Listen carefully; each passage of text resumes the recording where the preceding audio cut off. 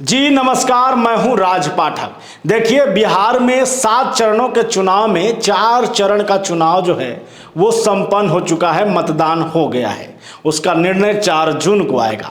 बाकी के 3 चरण में चुनाव अभी होने हैं। इस बीच ये भी आपको खबर पहुंच गई होगी कि इन 7 चरणों के चुनाव में किस पार्टी ने, किस दल ने बाजी मारी है, किस दल को बढ़त दिख रहा है, खास करके कौन नेता जो है इन 4 चरणों के चुनाव में प्रभावी रहा।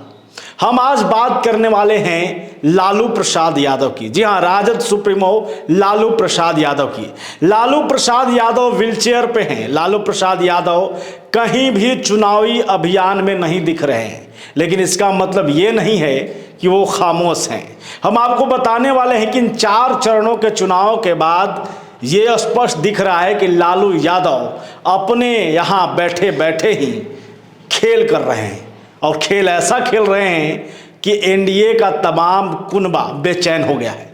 प्रधानमंत्री मोदी तक बेचैन हो गए हैं। पीएम मोदी को रैली तो छोड़िए, रोड शो तो छोड़िए, तमाम वो काम खुद करना पड़ रहा है। वो बीड़ा उठा लिए हैं कि किसी तरीके से बिहार के इन 40 लोकसभा सीटों को जीता जाए। देखिए, एक तरफ 2019 में अगर आप जाएंगे तो वहाँ पर लालू प्रसाद यादव नहीं थे। तब एनडीए को जो है 39 सीटें आई थी। 40 सीटों में एक सीट जो है किशनगंज का, वो कांग्रेस जीती थी। राजद का सुपड़ा साफ था। लेकिन इस बार ऐसा नहीं दिख रहा है, क्योंकि एक तरफ तेजस्वी यादव जो लगातार रैली कर रहे हैं, तमाम लोकसभा क्षेत्रों में जा रहे हैं अपने प्रतिनिधियों के बीच में, लेकिन ये भी आप जान लीजिए कि वो जा तो रहे हैं, लेकिन उसके पीछे जो कहीं ना कहीं हाथ है वो लालू प्रसाद यादव का है। लालू प्रसाद यादव ने इस लोकसभा चुनाव के लिए अपनी रणनीति जो है वो पहले ही बना ली थी। चाहे एनडीए का तमाम वो दल क्यों न कहे कि हम तैयारी कर रहे हैं, क्यों न कहे कि हम 40 की 40 बिहार में जीतेंगे, लेकिन लालू प्रसाद यादव ने कांग्रेस से पंगा लेकर, जी हाँ, कांग्रेस गठबंधन यानी इंडिया गठबंधन के तमाम दलों के गठबंधन के बगैर यानी मर्जी के बगैर ही उन्होंने निर्णय लेना शुरू कर दिया था।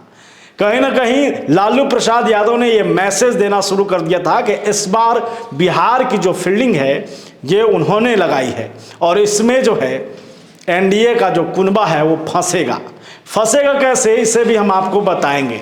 दरअसल जब लालू प्रसाद यादव ने तमाम उन जगहों पर, उन सीटों पर अपने उम्मीदवारों को उतारना शुरू किया तो एक संकेत देने की कोशिश की। जब नीतीश कुमार इंडिया गठबंधन का पाला छोड़ करके आपको एनडीए गठबंधन में चले जाते हैं, तो फिर ये दिखता है कि नीतीश कुमार के जाने के बाद जो एक समाज का वोट नीतीश कुमार प्रतिनिधि के रूप में रहते हैं, उनका वो वोट फिर से एनडीए की तरफ चला गया है। लेकिन लालू प्रसाद यादव ने जो चाल चला, उसके बाद उनका जो वोट बैंक था, खास करके नीतीश कुमार का वोट बैंक था, उन्होंने उसे अपनी ओर ट्रांसफ़र करने में कामयाबी हासिल कर ली। लालू प्रसाद यादव इस बार नहले पर दहला देने के पूरे मूड में हैं, और यही हुआ टिकट के बंटवारे के समय। लालू प्रसाद यादव इंतजार करते रहे हैं कि कब बीजेपी अपने तमाम उम्मीदवारों की लिस्ट जारी करेगी, उसके बाद उन तमाम सीटों पर हम अपने उम्मीदवार उसी तरीके से उतारेंगे। और हुआ क्या, आप जब जाएंगे तो देखेंगे कि लालू प्रसाद यादव ने कुशवाहा जाति से 7 उम्मीदवारों को मौका दिया, और इन 7 उम्मीदवारों के बाद एक मैसेज गया कि कुशवाहा समाज का, कुर्मी समाज का अगर कोई फिर से एक बार राजनीति में प्रतिनिधि चाहता है तो वो लालू प्रसाद यादव हैं, इंडिया गठबंधन है। और यही हुआ भी कि जब पहले चरण का चुनाव होता है, दूसरे चरण का चुनाव होता है, तीसरे चरण का मतदान होता है, चौथे चरण का मतदान होता है, तो यहाँ पर जो है कुशवाहा समाज एनडीए की तरफ जाने के बजाय इंडिया गठबंधन की तरफ जाता है, और यहीं से लालू प्रसाद यादव ने अपनी ये कामयाबी हासिल की है। चाहे रिजल्ट जो भी आए, चाहे बिहार की राजनीति में संभावनाओं का खेल है, कुछ भी हो सकता है, लेकिन ये ज़रूर है कि लालू प्रसाद यादव ने नहले पर दहला देने का जो है वो इस बार मूड बनाया था, और इसी के दौरान उन्होंने उन तमाम सीटों पर जहां पर बीजेपी का पलड़ा भारी दिख रहा था, अपने अपने उम्मीदवार उतार दिए।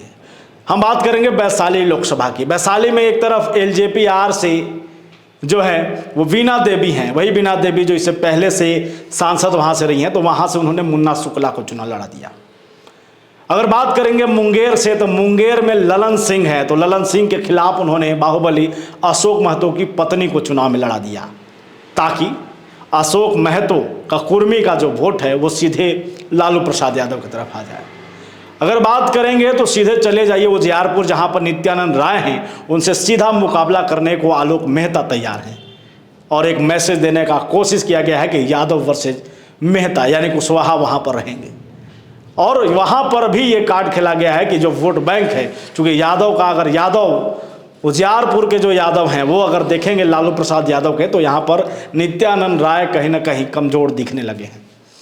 और यही गेम है, यही खेल जो लालू प्रसाद यादव इस बार खेलते दिख रहे हैं। उन तमाम सीटों पर जहाँ पर आपको एनडीए भारी था, एनडीए का पलड़ा भारी था, वहाँ पर लालू प्रसाद यादव ने खेल किया। बक्सर लोकसभा सीट की अगर हम बात करेंगे तो बक्सर लोकसभा सीट पर जो है एक तरफ सुधाकर सिंह है, तो दूसरी तरफ जो है मिथिलेश तिवारी हैं। बीजेपी ने उन्हें टिकट दिया है, और ये कहा जा रहा है कि मिथिलेश तिवारी की एक कमी ये है कि पार्टी में भी जो है उनके जो कई नेता हैं वो विद्रोह करने की स्थिति में हैं। वहीं पर निर्दलीय के तौर पर वहाँ पर आनंद मिश्रा हैं जो प्रभावी दिख रहे हैं अभी। ऐसे में अगर वोट बैंक सवर्णों का बटेगा तो फिर सीधे तौर पर जो है ब्राह्मणों का वोट बंटने के बाद सीधा उसका फायदा राजद को मिलेगा, और सुधाकर सिंह वहाँ से उम्मीदवार है। हाजीपुर में उन्होंने सीवेश राम को चुनाव में खड़ा कर दिया है, सीधे चिराग पासवान से टक्कर के लिए। और इस तरीके से उन तमाम सीटों पर एक एक सीट पर जो है लालू प्रसाद यादव ने एक एक उम्मीदवार को, ऐसे उम्मीदवार को उतारा है जो सीधे तौर पर चुनौती देता आ रहा है। जहानाबाद सीट की अगर बात करेंगे तो वहाँ पर जो सुरेंद्र प्रसाद यादव हैं उन्हें उम्मीदवार बनाया है लालू प्रसाद यादव ने।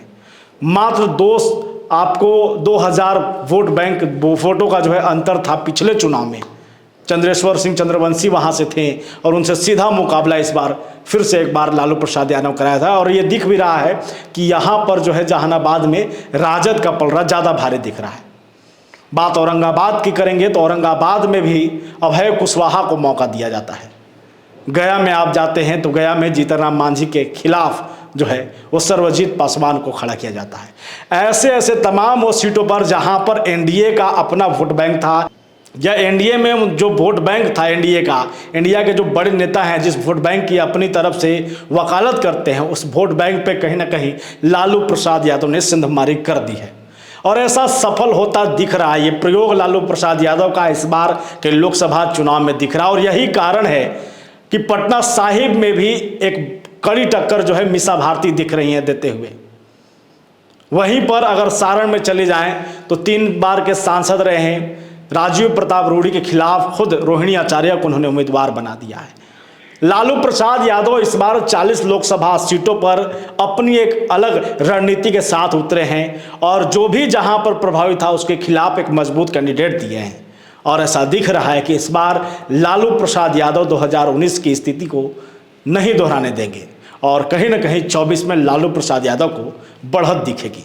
फिलहाल रिजल्ट क्या होगा ये आने वाला समय तय करेगा, लेकिन ये स्थिति ठीक समझ लीजिए आप कि लालू प्रसाद यादव ने जो गेम खेला है, जो सीटों के बंटवारा में अपने उम्मीदवारों को उतारा है, उससे एनडीए गठबंधन और एनडीए के तमाम कुनबा की परेशानी बढ़ी है। और यही कारण है कि पीएम मोदी से लेकर के तमाम भाजपा के बड़े नेता कहीं और जाने के बजाय बिहार में चक्कर काट रहे हैं, बिहार में पहुंच रहे हैं। लालू प्रसाद यादव यहाँ पर बता चुके हैं कि राजनीति के असल खिलाड़ी वो खुद हैं। फिलहाल रिजल्ट क्या होगा इस पर बात करेंगे आने वाला समय में। अभी और चरणों का चुनाव बाकी है, वो तमाम चरणों के मतदान के बाद स्पष्ट होने की स्थिति बन जाएगी कि क्या होने वाला है। फिलहाल हम लगातार आपको अपडेट देते रहेंगे। देखते रहिए हमारे साथ हमारा खास कार्यक्रम।